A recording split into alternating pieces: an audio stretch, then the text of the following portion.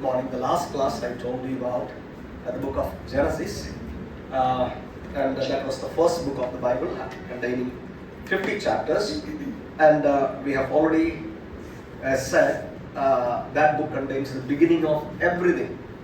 So the start of everything, the beginning of universe, the beginning of humanity, the beginning of sin, the beginning of nations, the beginning of languages, the beginning of tribes, the beginning of the nation of Israel, and everything.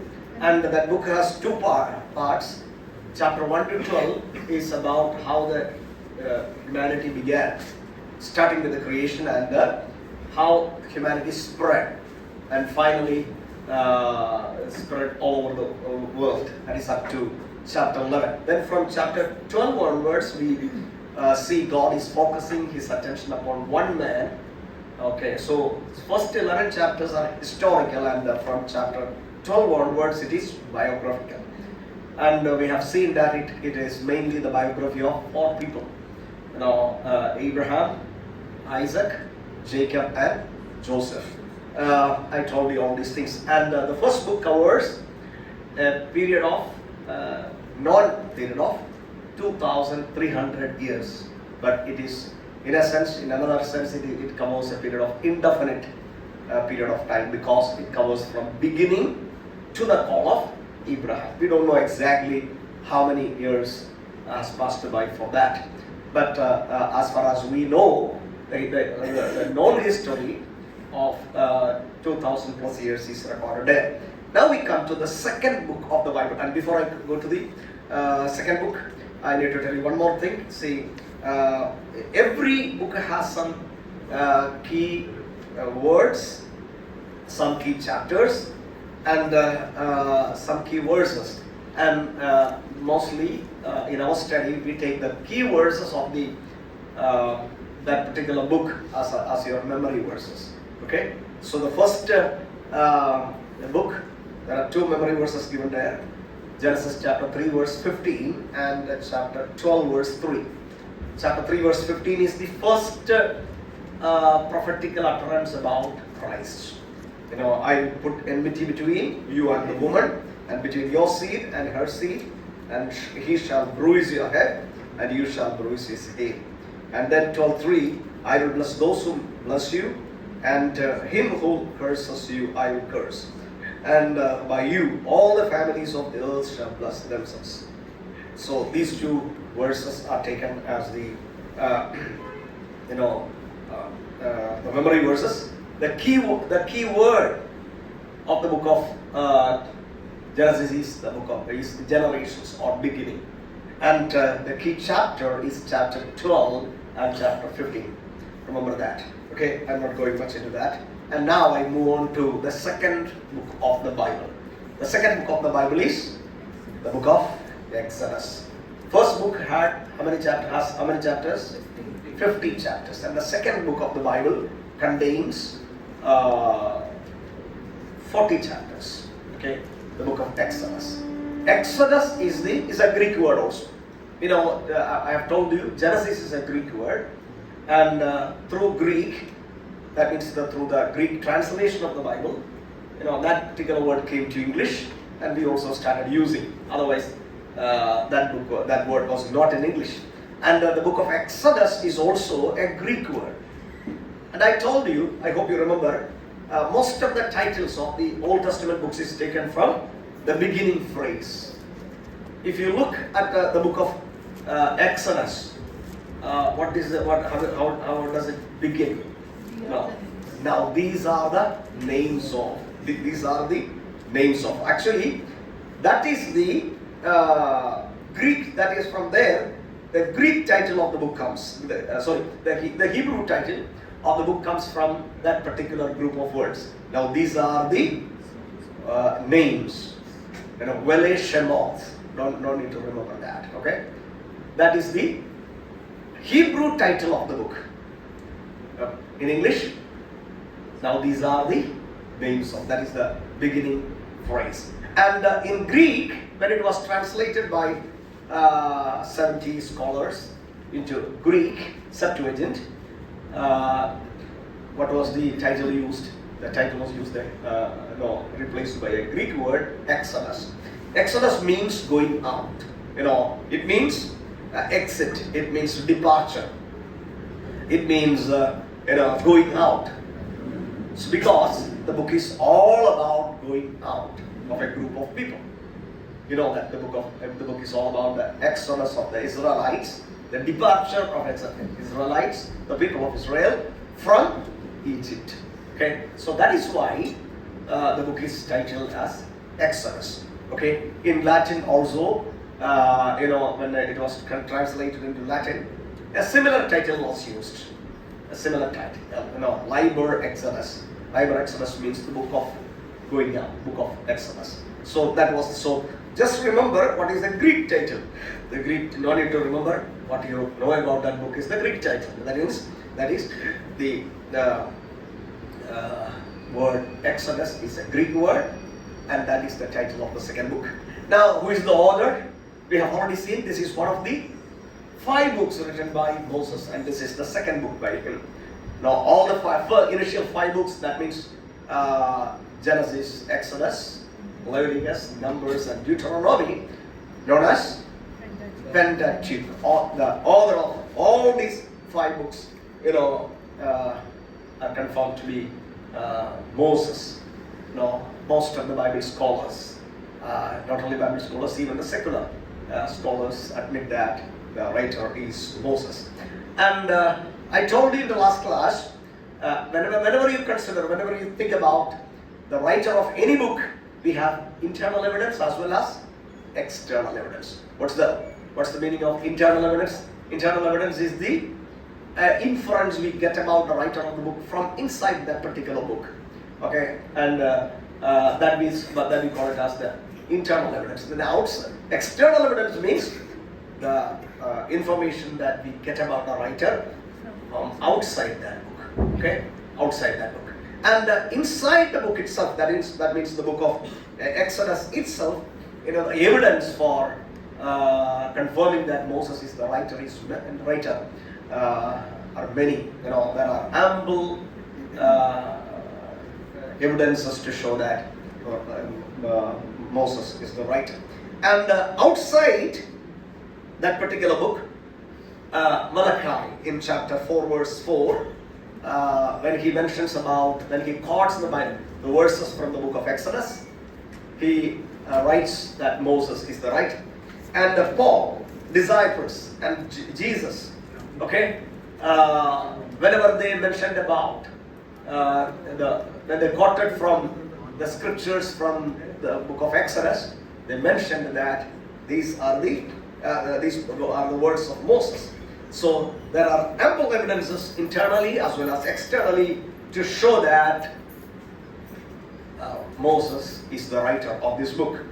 And then you need to remember that I told you the book of Genesis covers a period of 2,300 years. 2,300. The book of Exodus covers a period of 431 years. 431 years. Covering from BC 1445 BC to 1405 BC. Okay. All this information you will get from your textbook. So I'm not wasting my time over it. See, along with my class, you need to read your textbook. Okay? And I'm not reading the textbook over here. I don't like reading the textbook as part of teaching. So that is a homework for you. Okay? So I will tell you some of the things outside even the textbook so that you may be getting some complementary ideas about this book. Now, before I go to the survey of this book and also some other ideas related to this book, I told you every book has a key word to understand it, some key chapters to understand it, some key themes to understand it. Okay? The key theme or the key word of the book of Exodus is redemption. Okay? This book is all about redemption. Okay, this book is all about redemption. And the key verses are chapter 6, verse 6. Can somebody read that?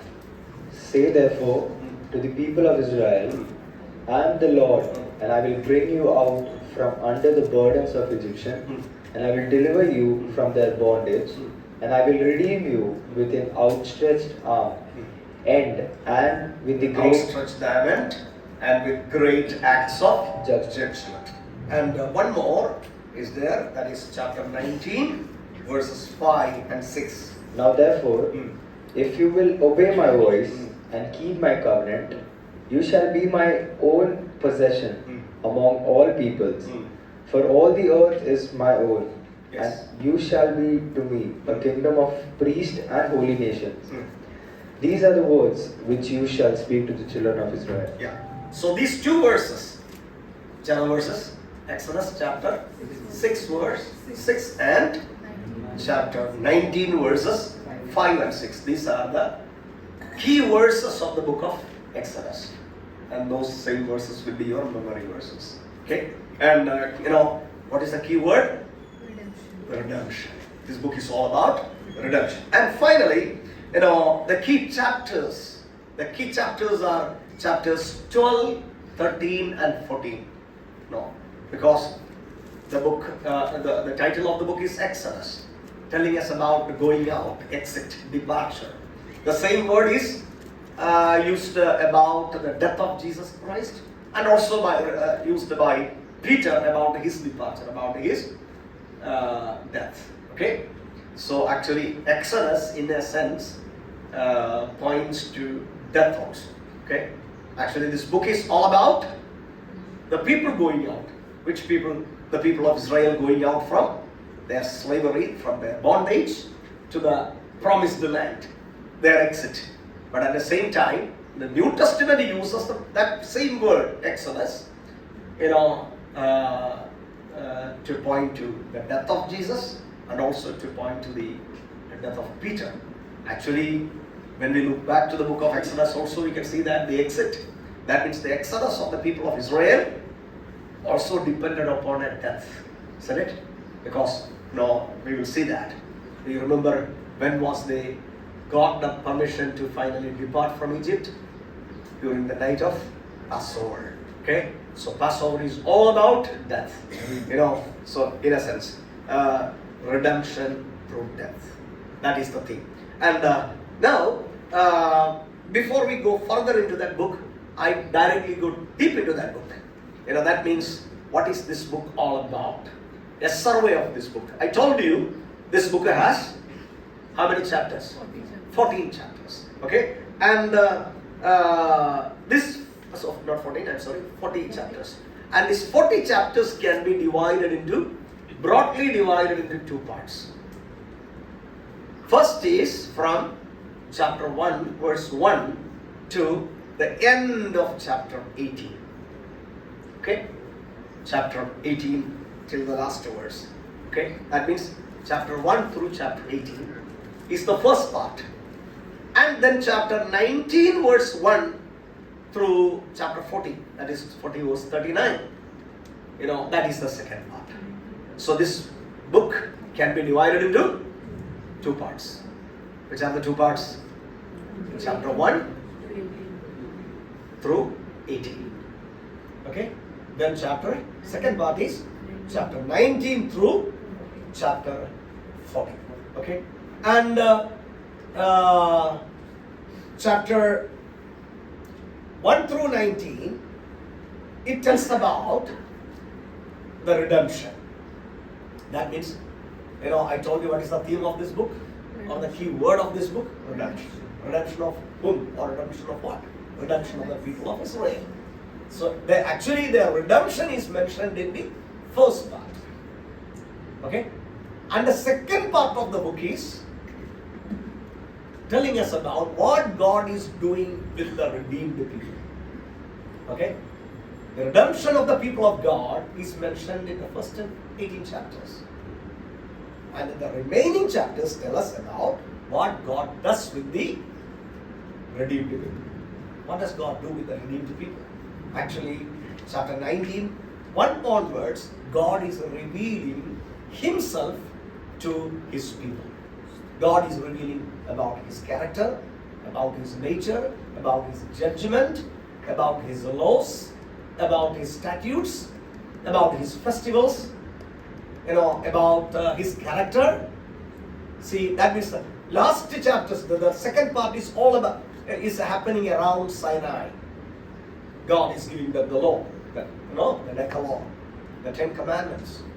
And God is giving them the law, which we call today as the law of Moses. Okay? So the first part is about redemption, and the second part is about revelation. First part, God redeems His people. Second part, God reveals Himself to His people. Am I right? Is it clear? Okay. And then we can divide further into smaller units. That means I told you this book tells us about how many years? 431 years. Okay, 431 years. And this 431 years,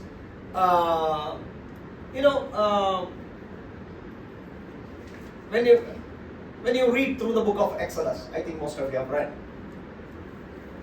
in which place most of the incidents happen in the book of Exodus? Which place? Yeah? Wilderness, absolutely right. Most of the incidents happens in the wilderness.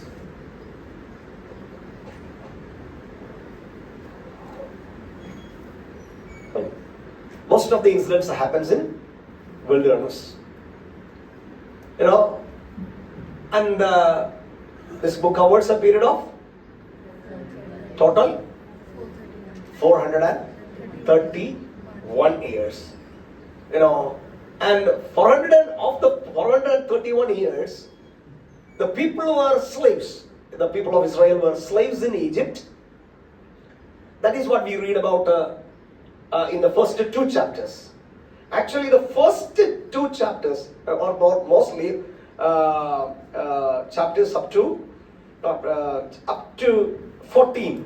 The first 14 chapters, more regularly speaking, but because chapter 14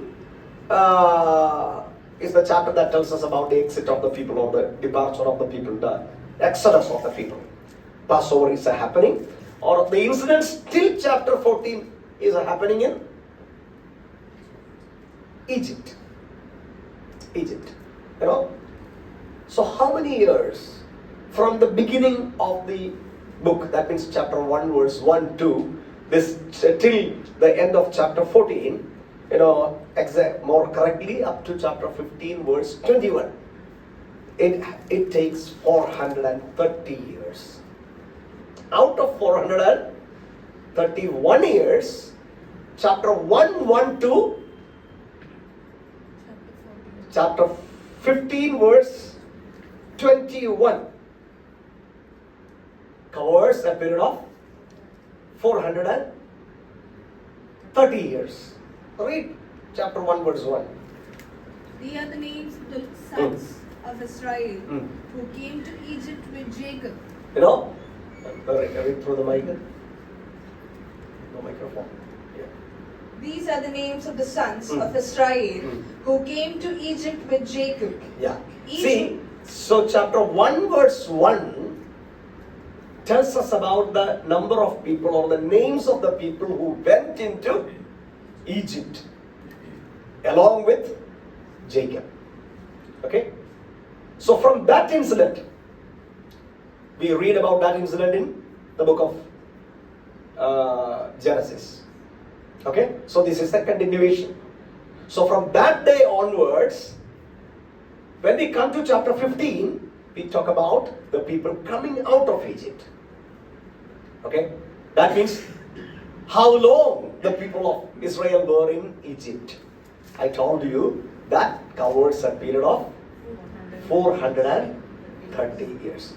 And just like Ivan told us, When we read through this book, most of the time we come across the word wilderness. Their journey through wilderness. But actually, the journey through the wilderness lasted only for 2 months. That may be a shocking news to you. You know, that means they traveled through, it's the incident. They were in wilderness for the 38 years or 40 years, almost. But all through these years, and then it covers about 10, the final chapters covers about 10 months. That means chapter 40 verse 38, it covers up to, it covers the further 10 months. That means 431 years. Why I said like that? The book of Exodus never tells us the journey of the Israel all through the wilderness. That means you read on about the journey of the Israelite people through the wilderness in the book of Leviticus, in the book of Numbers, even in the book of Deuteronomy, and the end of that journey comes in the book of Joshua. Only in the book of Joshua the people enter into the into the land of Canaan. Understand? So when we talk specifically about the book of Exodus covers only the initial part of that journey. Okay? Initial part of the journey. That means almost a year. 431 years, for 30 years, they were in Egypt as the slaves. Then it covers around 12 months. Out of that, 2 months they were wandering through the wilderness, and 10 months they were staying at the base of the Mount Sinai. And God was giving them the instructions. God was revealing Himself to them. That means, I told you we can divide it into 2 parts. That means first part is redemption and the second part is the revelation. Okay, so the first part is mostly about narration. It's mostly narrative parts. The writer is telling us about what happened. But the second part, that means God is in the process of revealing Himself. God, that part we can call it as the legislation. That means God is giving them the laws that they need to keep as they are traveling, as well as when they become the people of the nation, people of God. That means the nation of Israel. Okay, and so the first part is a narration part, and the second part is a legislation part. And again, the first part of this book, first 4 chapters, tell us about the slavery of the people of Israel in Egypt, and the second part is actually that is where we see how God is redeeming them, and finally God is instructing them. Okay, the last part, chapter 19 onwards to 40, till the end of 40, God is teaching them. So God is instructing them. And the incidents that is recorded in the book of Exodus, happens in 3 different places. First part happens in Egypt. Second part happens in wilderness. Third part happens in Mount Sinai and the place around. So these are the 3 locations where the incidents narrated in the book of Exodus happen. Which are the 3 locations? Egypt. First part happens in Egypt. Second part happens in wilderness, and the third part happens in the base of Mount Sinai. So how it is happening? How many of you have read? I'm asking particularly to the students. How many of you have read the entire book of Exodus? No? Okay. Yeah. So will you read this week? Yeah. No, read. So I have given you, see, the time is permitting us only to give a bird's eye view of the chapter. Okay, this is only a survey, no, not a detailed study. So, first part, chapter 1 to 18, tells us about redemption. Okay, and I know, or I think, you know a little part of that, isn't it? How did God accomplish the redemption of the people of Israel? We know that God raised up a leader. His name is Moses, and through him, God sent 10 plagues. Okay, and through the miraculous hands of God, the powerful hands of God, you know, God delivered those people. To put it in a nutshell, if you want to know it in detail, read these chapters from 1 to 18. Then God brought them through the wilderness. God divided the Red Sea for them. God brought them into the wilderness. Then God guided them through the wilderness. During the day they had a covering of cloud, pillar of cloud, and during the night they had a covering of the pillar of fire. God protected them.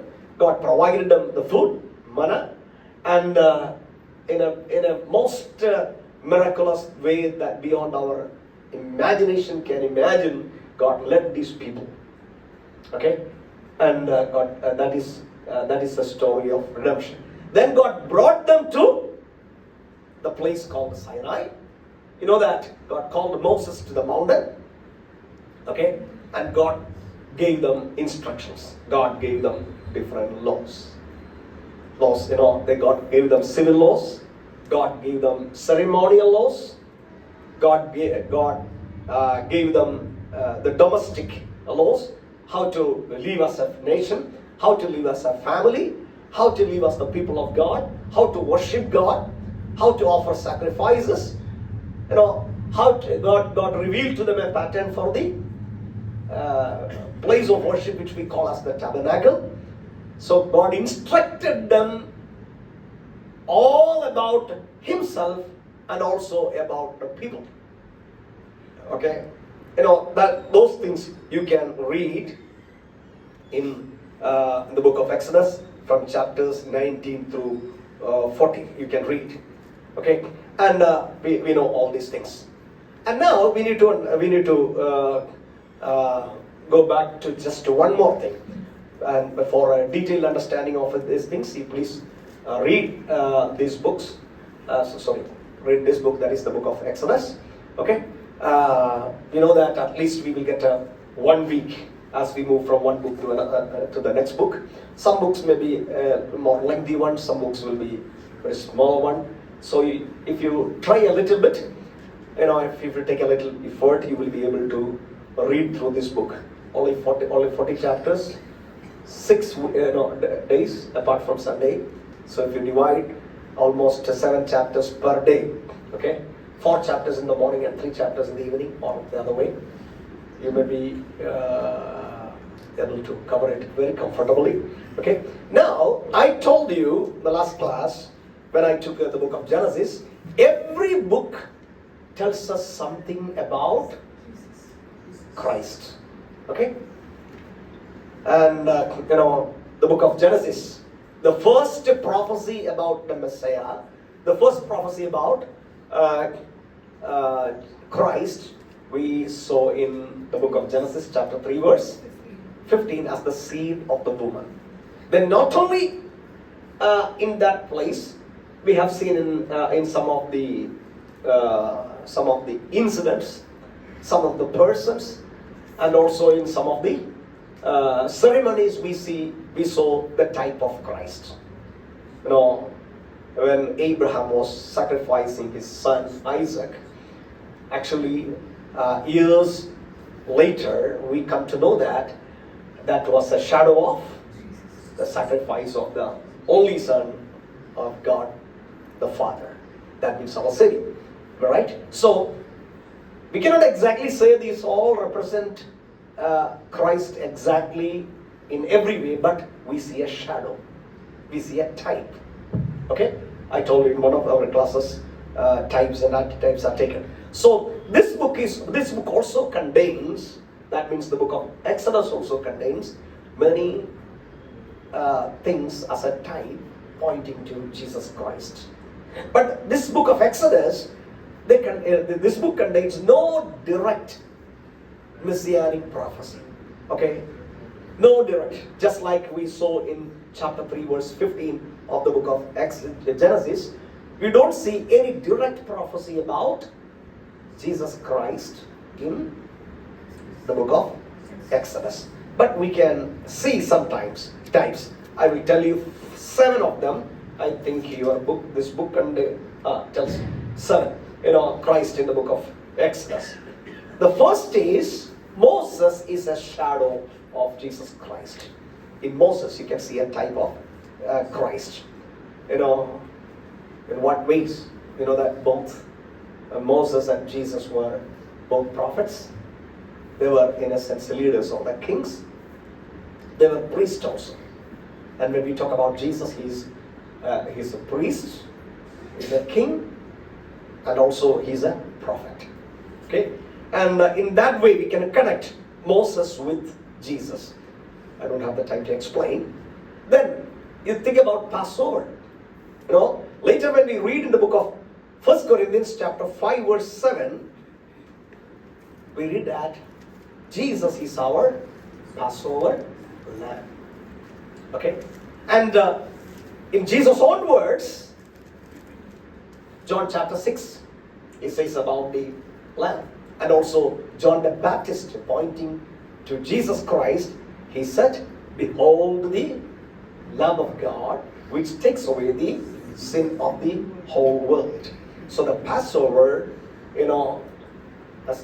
points to Jesus Christ. And, the 7 feasts. The 7 feasts is, I told you, at the foot of, at Sinai, God gave them instructions about worship. And God told them to celebrate 7 feasts. Leviticus chapter 23, you will be able to read it. Actually, when we study deeply about these 7 feasts, each feast points to the work of Christ. Each feast. Even the sacrifices also point to. And then, the process of Exodus itself, I told you. Exodus means exit or departure, going out. But in the New Testament, the same word is used to refer to the death of Jesus. Also about the death of Peter. Okay? We know that Israelite got a departure. The people of Israel got a redemption or exit or an exodus through the death of the Passover lamb. In the same manner, we got the redemption from this world of sin, from the bondage of Satan, through the death of our Passover lamb, which is Jesus Christ. Okay, so the Passover connects, the Exodus connects, and then in John chapter 6, Jesus himself says, "Manna, I am the true manna, and the living bread." Okay, so manna and the water also, the rock from where the water came, all typifying to Christ. Then the most importantly, the tabernacle. Tabernacle is just a tent, but that tent also points to Jesus Christ and his work. And finally, when we come to the end of the book of Exodus, you see high priests. And you read about a high priest in the book of Exodus. Then you read along with that the book of Hebrews. Now Hebrews is telling us about Jesus Christ as our high priest. So these 7 persons or incidents: Moses, Passover, 7 feasts, Exodus, the manna, the rock and water, the tabernacle, and the high priest. All these point to Jesus Christ as a type. Okay, actually they could not understand that. They would never be able to realize that also. That means the people who are living in the New Testament time, when we look back through the mirror of the Word of God, we see, oh, it's all represented, all this pointed to Jesus Christ. You know that while the two disciples, after the resurrection of Jesus Christ, while they were walking to Emmaus, downcast, dejected, dispirited. But what happened? Jesus, he also walked along with him, and then Jesus expounded to them all that is written about him from Moses, Psalms, and prophets. Okay, that is what we read in the book of Luke, chapter 24. That means every page of the Old Testament tells us something about Jesus Christ, and more clearly about his death, about his sacrifice, about the cross. One of the Old Testament thinkers said like this: every page of the Old Testament bleeds. Every page of the Old Testament bleeds. The meaning of that? That means every page of the Old Testament is stained with the blood of Christ. That is the more important. Okay? So, what is our purpose in studying all these books? What is our purpose in studying all these scriptures? To see our Lord in a fuller sense, in a deeper sense, and to love Him deeply and worship Him more passionately. May the Lord bless us. Thank you. So, read through the textbook and also read through the book of Exodus, and God willing, we will pass on to the third book of this New Testament next class. Thank you. Old Testament next class. Thank you.